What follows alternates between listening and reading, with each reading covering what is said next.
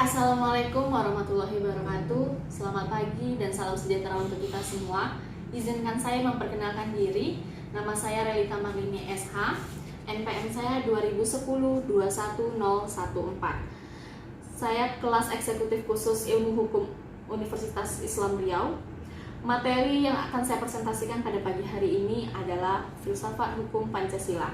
Dosen pengampu merupakan Dr. Insinyur Haji Suparto, SH, SIP, MM, MSI, MH. Filsafat hukum secara etimologis merupakan paduan kata falsafah yang berasal dari bahasa Arab dan filosofi yang merupakan dari bahasa Inggris.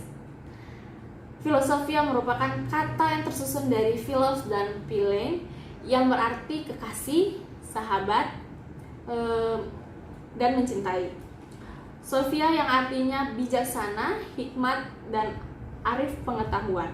Dengan demikian, filosofia merupakan mencintai kebijaksanaan, mencintai hikmat, dan mencintai pengetahuan. Dalam konteks ilmu filsafat, sebenarnya sangat mudah untuk dipahami.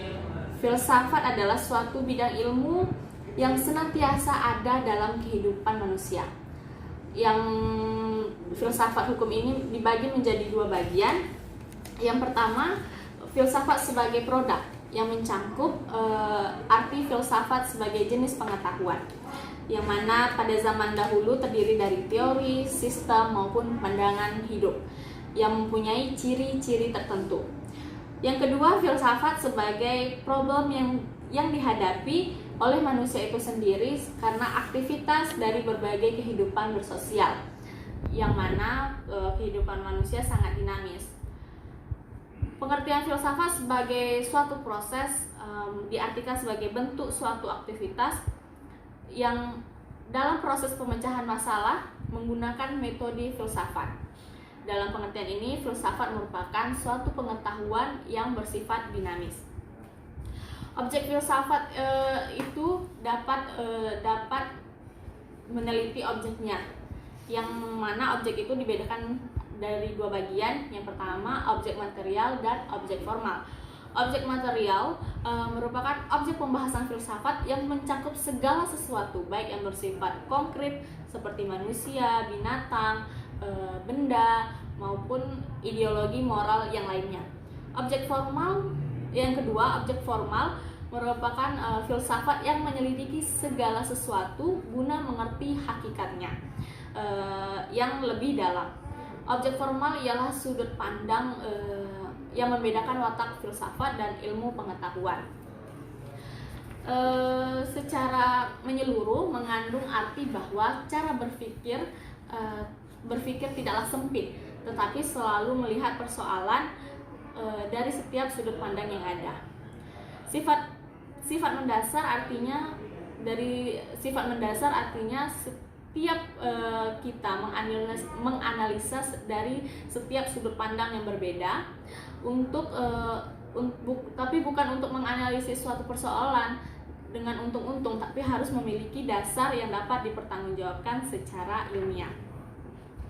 Pengertian Pancasila sebagai filsafat pada hakikatnya merupakan suatu sistem yang satu kesatuannya saling berkaitan dan saling bekerja sama untuk satu tujuan tertentu, dan secara keseluruhan merupakan kesatuan yang utuh dengan ciri-ciri. Yang pertama, suatu kesatuan mempunyai bagian-bagian. Yang kedua, bagian-bagiannya itu mempunyai fungsi masing-masing.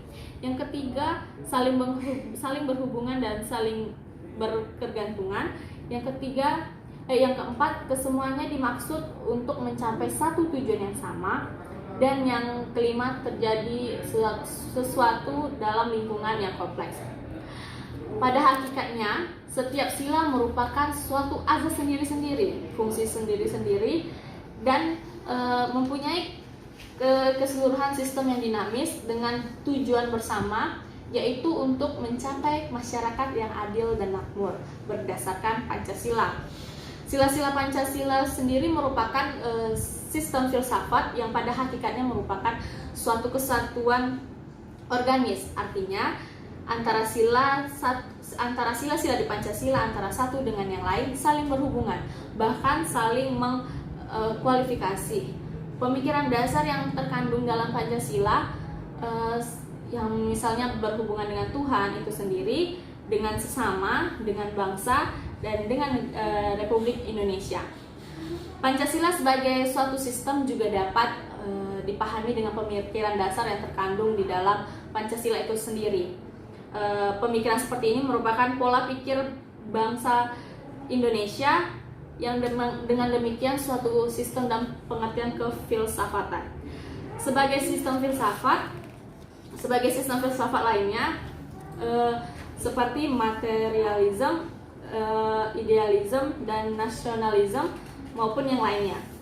Pengertian filsafat Pancasila secara umum artinya adalah pemikiran yang dalam, yang dianggap dan dipercaya dan sangat diyakini tentang norma-norma dan nilai-nilai yang dianggap paling benar dan paling bijaksana dan paling adil untuk bangsa Indonesia sendiri.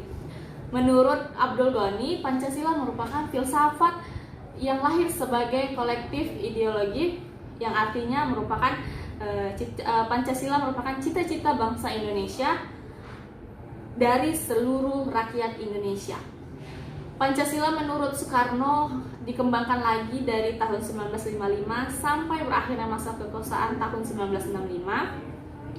Soekarno selalu mengatakan bahwa Pancasila merupakan filsafat asli yang diambil dari budaya dan tradisi Indonesia, yang akulturasi budaya India, Hindu-Buddha, budaya Barat Kristen, dan budaya Arab dari Islam.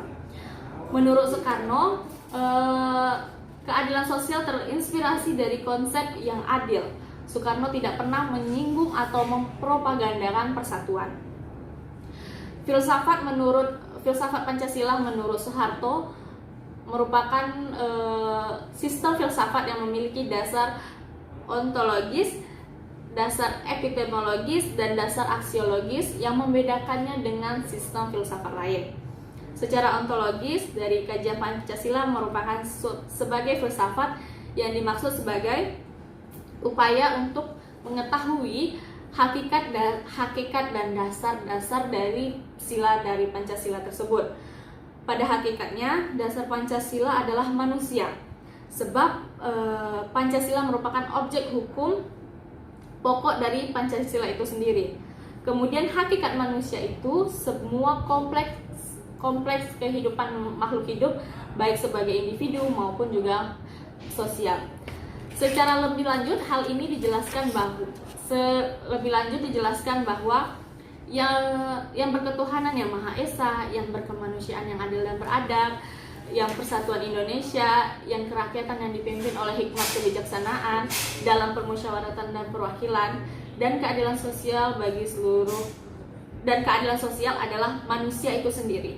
Dari bidang ilmu epistemologis, filsafat Pancasila dalam arti sebagai upaya untuk mencari kebenaran Pancasila sebagai sistem pengetahuan.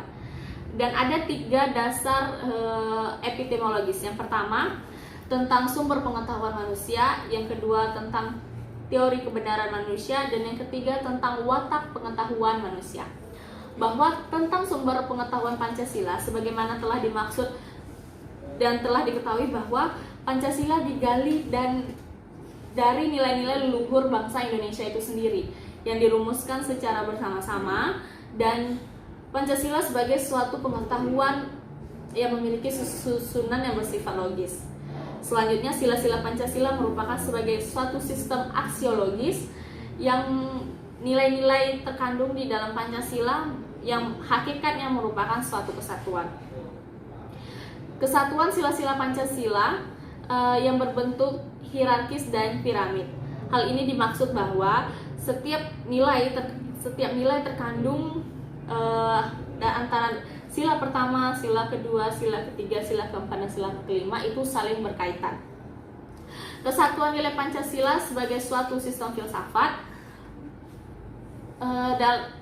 terkandung di dalam Undang-Undang Republik Indonesia yang merupakan pembukaan Undang-Undang Dasar 1945 pada alinea keempat. yang merupakan satu kesatuan utuh yang secara sistematis merupakan 5 dasar tunggal yang tiap-tiap sila mengandung keempat sila lainnya. Tiap sila tidak boleh lepas dari sila yang lain. Jadi setiap sila itu saling berkaitan dan saling berhubungan. Yang mana dalam pembukaan Undang-Undang Dasar 1945 yaitu ketuhanan yang Maha Esa, kemanusiaan yang adil dan beradab, persatuan Indonesia, kerakyatan yang dipimpin oleh hikmat kebijaksanaan dalam permusyawaratan perwakilan, keadilan sosial bagi seluruh rakyat Indonesia.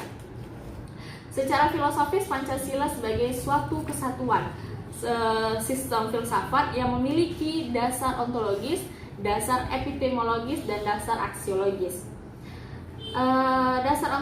Dasar ontologis sila-sila Pancasila pada hakikatnya adalah manusia yang memiliki hakikat mutlak yang disebut dengan antropologis.